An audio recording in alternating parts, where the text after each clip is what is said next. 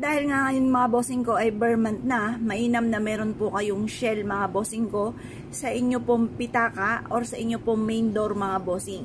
Magdudulot po ito ng swerte, tagumpay sa buhay. Proven po ito na napakaswerte. Basta kapag meron kang ganito, positive ka lamang mga bossing, dagdagan lalo ng sipag at tiyaga. Dahil ito pa mga bossing ko ay nagmula sa tubig, tubig ay kasaganahan, magdudulot sa inyo ito ng swerte. Ngayon pa mga bossing, ganito lamang po inyo pong gagawin. Nagmula ito sa kalikasan, ito po ay higit na mas maswerte.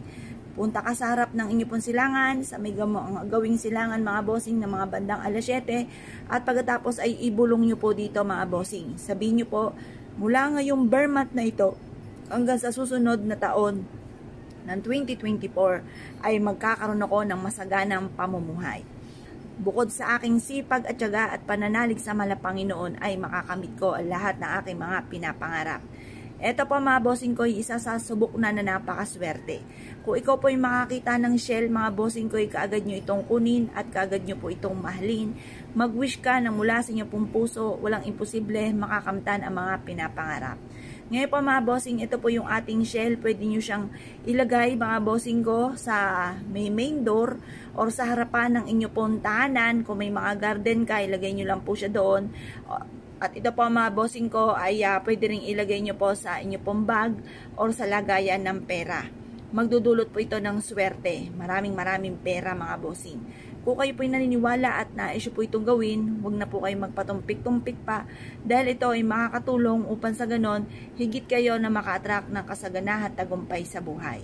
Ngayon po mga bossing, kapag po ito ay nagawa nyo na, mas mainam mga bossing ko na ito po mga bossing ko ay ibibilad nyo po muna sa sinag po ng araw at pagkatapos ito po ilagay nyo na sa pwede sa garden, pwede rin po ito sa inyo pong bag, sa inyong pitaka or sa gilid ng pintuan ng inyo pong main door or kaya sa sala, saluan nyo ito ng maraming barya at mas higit siya na makaka-attract ng swerte lalo na sa pera.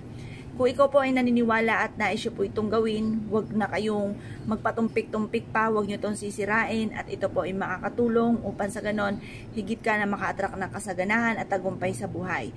Na nagpunta kami sa beach, kinuha ko po ito mga bossing. Buhay pa nga po yan mga bossing ko, pero nung kami umuwi, ano na po siya mga bossing, hindi na siya gumagalaw dyan sa loob.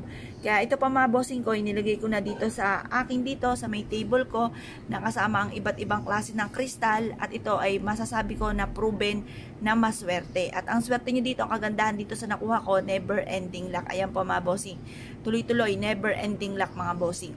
Ngayon po mga bossing, kung kayo po naniniwala at na-issue po itong gawin, wag mo na itong palalampasin pa once nakakita ng ganito, ilagay nyo na po ito at mahalin, ilagay na sa inyo pong bag at ang dulot nito ay kasaganahan at tagumpay sa buhay.